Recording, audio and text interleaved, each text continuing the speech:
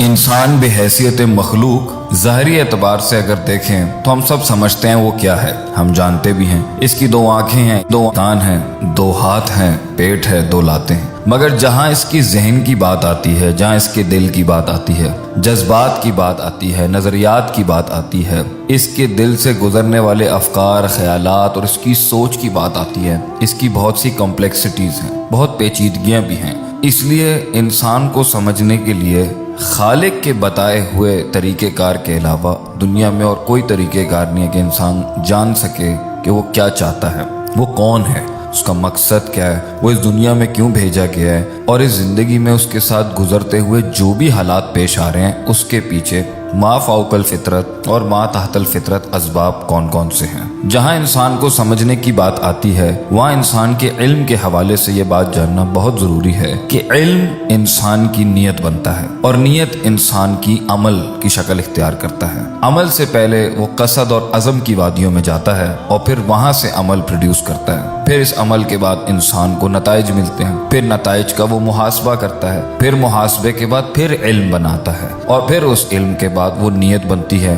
نیت پھر ارادہ بنتا ہے، ارادہ قصد، قصد عزم، عزم پھر عمل اور عمل پھر نتائج اور نتائج پھر محاسبہ۔ انسان کے اس پروسیس کے اندر جہاں سے اس کو علم آتا ہے جو خارج میں سے ہے، اور جہاں پہ اس کا علم پروسیس ہوتا ہے، اینالائز ہوتا ہے، ریزن ہوتا ہے، ریشنلائز ہوتا ہے، وہ اس کا دل ہے، اس کا قلب ہے۔ اور آپ صلی اللہ علیہ وسلم بھی فرماتے تھے الا وہی القلب، دل کا خیال رکھنا۔ اس پروسیس کے اندر جو سب سے مشکل اور جو سب سے زیادہ ضروری اور اہم سلسلہ ہے وہ ہے غور و فکر، تفکر، تدبر، تذکر، علم کو راسخ کرنا۔ علم اگر دل کی وادیوں سے آیا اور گزر گیا، دیکھنے، سننے، محسوس کرنے سے، اپنی حس سے، اور اس نے گھر نہیں کیا دل کے اندر صحیح طریقے سے، اور اس میں انسان کے جذبات، اس کی محبت، اس کی امید، اس کا غضب، اس کا غصہ، اس کی جیت ہار، دنیا، اللہ، یہ کائنات اور اپنے بارے میں اور زندگی کے سفر کے بارے میں اس نے وہ معلومات کو درست نہیں کیا جو ٹھیک ہے اور اس کو باہر نہیں کیا جو غلط ہے، تو انسان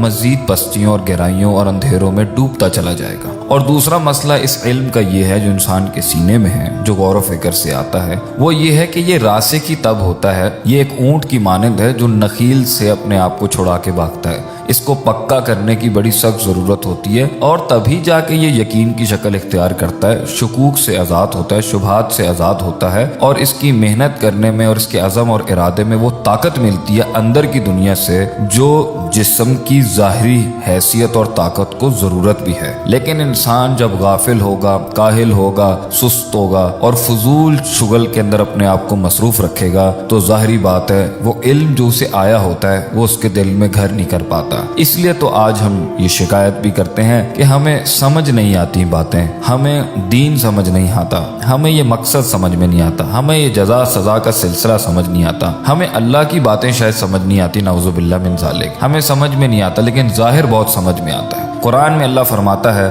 یعلمون ظاہرا من الحیات الدنیا، کہ ظاہر تو لوگوں کا بہت سمجھ میں آتا ہے کیونکہ اس کے اوپر تو دل کی ساری محبتیں، امیدیں، خوف اور جذبات اور پورا پریشر لگا ہوا ہوتا ہے اس دنیا کو سمجھنے میں۔ وہم عن الآخرۃ ہم غافلون، مگر جو ان پوری دنیا کے پیچھے باطن میں چھپی حقیقت ہے اور اس کائنات کے بعد جو آخرت ہے، جو اندر چھپی ہوئی چیزیں ہیں، جو اجتہاد کر کے آتی ہیں، غور و فکر کر کے آتی ہیں، اس میں انسان سستی اور کاہل ہے اور جلدی اپنی سوچ کو سرسری چیزوں پر لے جاتا ہے جو سرسری نفع دیتی ہیں۔ اس لیے انسان ان کے بارے میں تو بڑا پختہ ہے جو اسے دکھتی ہیں، سامنے محسوس ہوتی ہیں، مگر وہ جو غیب ہیں، الذین یؤمنون بالغیب کے مصداق میں آتی ہیں، اس سے غافل بھی ہے اور نہ اس کے حوالے سے اس کے دل کے اندر وہ پختگی اور وہ اچھے خیالات بھی نہیں آتے۔ تو آج یہ شک شبہات اور یہ دل لگی جو نہیں دین سے بن پاتی، اس کی وجہ ہی یہی ہے کہ ہم ٹائم نہیں دیتے، ہم وقت نہیں لگاتے، ہم سوچتے نہیں ہیں۔ علم کو نیت، نیت کو محبت، محبت کو امید، امید سے جڑا خوف، خوف سے جڑی جہنم، امید سے جڑی جنت، ان سب سے جڑا اللہ سبحانہ و تعالی،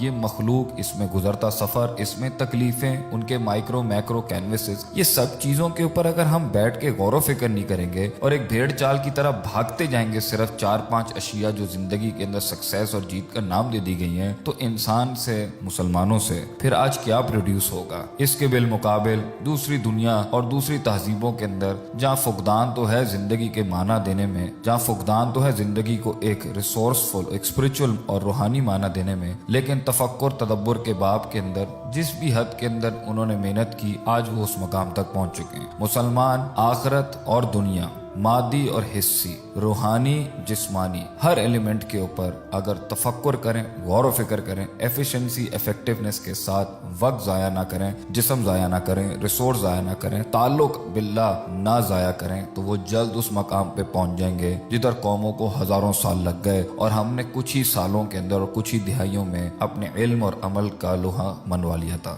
अल्लाह ताला मुसलमानों को दुनिया के अंदर यकीन, इस्तक़लाल, दवाम और तरक्की अता फरमाए और आखिरत में भी अल्लाह का कुर्ब और जन्नत नसीब फरमाए।